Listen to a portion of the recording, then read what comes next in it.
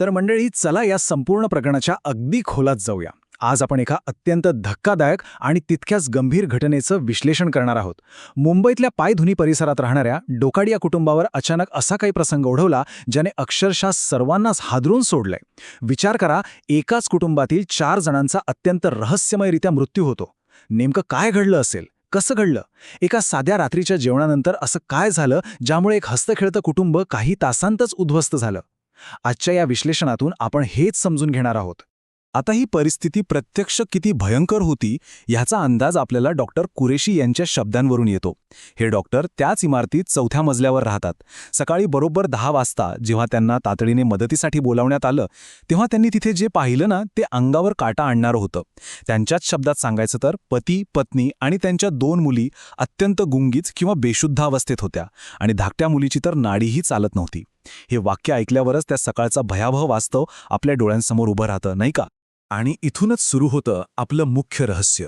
बघा, एका साध्या रात्रीच्या जेवणानंतर कुटुंबातले 4 जण मृत्युमुखी पडतात.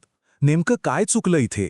अवघ्या काही तासांत असं काय भयंकर घडलं की सगळंच संपलं? आता आपण अगदी टप्प्याटप्प्याने या प्रकरणाची उकल करणार आहोत आणि शोधून काढणार आहोत की यामागे नेमकं कारण काय दडलंय. आता आपण बघूया एक फेटल टाईमलाईन, म्हणजेच तो जीवघेणा घटनाक्रम. कारण कोणतीही घटना मुळापासून समजून घ्यायची असेल तर तिचा घटनाक्रम समजून घेणं अत्यंत गरजेचं असतात, बरोबर? तर आदल्या रात्रीपासून ते दुसऱ्या दिवशी सकाळपर्यंत नेमकं काय घडलं ते आता आपण बघूया. हा घटनाक्रम जरा नीट समजून घ्या. संध्याकाळी डोकाडिया कुटुंबाने त्यांच्या घरी एका स्नेहभोजनाचं म्हणजेच एका डिनर पार्टीचं आयोजन केलं होतं. सगळं काही अगदी व्यवस्थित मजेत सुरू होतं. मग रात्री 1:30च्या सुमारास कुटुंबातल्या या 4 जणांनी कलिंगड खाल्लं आणि इथूनच खरा अनर्थ सुरू झाला. रात्रभर त्यांना प्रचंड उलट्या आणि जुलाबाचा त्रास होऊ लागला. हा त्रास एवढा भयानक वाढला की दुसऱ्या दिवशी सकाळी 10 वाजेपर्यंत हे 4ही जण बेशुद्ध अवस्थेत पोहोचले आणि मग डॉक्टर कुरेशी यांना वर बोलावण्यात आलं. विचार करा, अवघ्या 12 तासांच्या आत एक साधी आनंदी डिनर पार्टी एका भयंकर मेडिकल इमर्जन्सीमध्ये कशी बदलली हे इथून स्पष्ट होतंय. या आणीबाणीच्या परिस्थितीत डॉक्टर कुरेशी यांनी धाकट्या मुलीला वाचवण्यासाठी तिथेच CPR दिला आणि तिला तातडीने साबू सिद्दीक रुग्णालयात हलवलं. पण दुर्दैवाने रुग्णालयात पोहोचण्यापूर्वीच तिचा मृत्यू झाला होता. इकडे पती, पत्नी आणि मोठ्या मुलीला जे रुग्णालयात नेण्यात आलं. तिथे सलग 4 ते 5 तास त्यांच्यावर अतिदक्षता विभागात म्हणजेच ICUमध्ये उपचार सुरू होते. पतीला तर व्हेंटिलेटरवरही ठेवावं लागलं होतं. पण परिस्थिती एवढ्या वेगाने बिघडत होती ना की उपचारादरम्यान त्या तिघांचाही मृत्यू झाला. जे रुग्णालयाच्या टीमने अक्षरशः शर्तीचे प्रयत्न केले पण ते त्यांना वाचवू शकले नाहीत. आता वळूया द मेडिकल कोलॅप्सकडे. या स्लाइडमध्ये सर्वात महत्त्वाची आणि धक्कादायक गोष्ट ही आहे की शरीरात झालेला हा अचानक आणि जलद वैद्यकीय बिघाड नेमका कसा घडला हे आता आपण बघूया. शरीराची अवस्था कशी वेगाने खालावत गेली ते या 4 पायऱ्यांवरून आपल्या लक्षात येईल. सुरुवातीला काय झालं तर प्रचंड उलट्या आणि जुलाब सुरू झाले. यामुळे शरीरातलं पाणी भयानक वेगाने कमी झालं, ज्याला आपण एक्स्ट्रीम डिहायड्रेशन म्हणतो. याच वेळी त्यांचा रक्तदाब म्हणजे ब्लड प्रेशर एकदम खाली आला आणि ते गुंगीत जाऊ लागले. त्यानंतर शरीरात गंभीर ॲसिडोसिसची प्रक्रिया सुरू झाली आणि सरतेशेवटी शरीरातल्या सर्व महत्त्वाच्या अवयवांनी.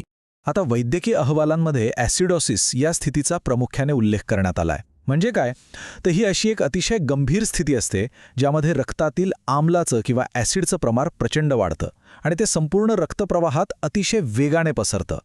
डॉक्टरांच्या निरीक्षणानुसार इतक्या कमी वेळेत शरीरात आणि रक्तात इतक्या मोठ्या प्रमाणावर विष किंवा ॲसिड पसरणं हे खरंच अत्यंत धक्कादायक आणि असामान्य आहे. आत्तापर्यंत आपण पाहिलं की शरीरावर काय भयंकर परिणाम झाला, पण आयसोलेटिंग द कॉज म्हणजे ह्या विषबाधेचं मूळ कारण शोधून काढणं हा आता सर्वात महत्त्वाचा टप्पा आहे. नेमकं असं काय खाण्यात आलं ज्यामुळे हे सगळं घडलं? आणि ही स्लाइड आपल्याला अगदी अचूकपणे दाखवून देते की यामागचं कारण काय असू शकतं. जर आपण डिनर पार्टीतल्या पदार्थांची तुलना केली तर आपला तपास एकाच गोष्टीवर येऊन थांबतो. डावीकडे बघा, बिर्याणी. पार्टीत आलेल्या सर्व पाहुण्यांनी बिर्याणी खाल्ली होती पण त्यातल्या कोणालाही काहीही त्रास झाला नाही. आणि उजवीकडे आहे कलिंगड. हे कलिंगड रात्री 1:30 वाजता फक्त आणि फक्त कुटुंबातल्या त्या 4 जणांनीच खाल्लं होतं आणि दुर्दैवानेच याच 4 जणांचा मृत्यू झाला. या अगदी साध्या लॉजिकवरून हे स्पष्ट होतं की बिर्याणी एकदम सुरक्षित होती आणि या संपूर्ण शोकांतिकेमागे एकमेव संशयित कारण आहे, ते कलिंगड. यावरून आपण येतोय द अडल्टरेशन थ्रेट म्हणजेच अन्नातील भेसळीच्या या गंभीर धोक्याकडे. जर एका कलिंगडामुळे 4 जणांचा मृत्यू होऊ शकतो, तर आजकालच्या आपल्या अन्नसुरक्षेवर खरंच एक खूप मोठं प्रश्नचिन्ह निर्माण होतं. अन्नातील भेसळीचा हा प्रकार किती भयंकर असू शकतो हे आता आपण समजून घेऊया. डॉक्टरांनी जो संशय व्यक्त केला आहे ना, त्यानुसार त्या कलिंगडात एखाद्या अत्यंत धोकादायक रसायनाची भेसळ असण्याची दाट शक्यता आहे. हल्ली फळांचा आकार, रंग किंवा त्यांची क्वालिटी वाढवण्यासाठी त्यांना केमिकल्सचे इंजेक्शन्स देण्याची एक अतिशय घातक आणि चुकीची पद्धत सर्रास वापरली जाते. पण इथे प्रश्न हा आहे की असं कोणतं अज्ञात आणि भयंकर रसायन होतं ज्याने अवघ्या 4 ते 5 तासात 4 निरोगी माणसांचे प्राण घेतले? म्हणूनच या कलिंगडाची आणि त्यातील पदार्थांची सखोल फॉरेन्सिक तपासणी पोलिसांकडून तातडीने होणं अत्यंत आवश्यक आहे. तरच यामागील खरं आणि भयानक सत्य जगासमोर येऊ शकेल. हा संपूर्ण घटनाक्रम पाहिल्यानंतर तुमच्या आमच्या मनात एकच प्रश्न उभा राहतो.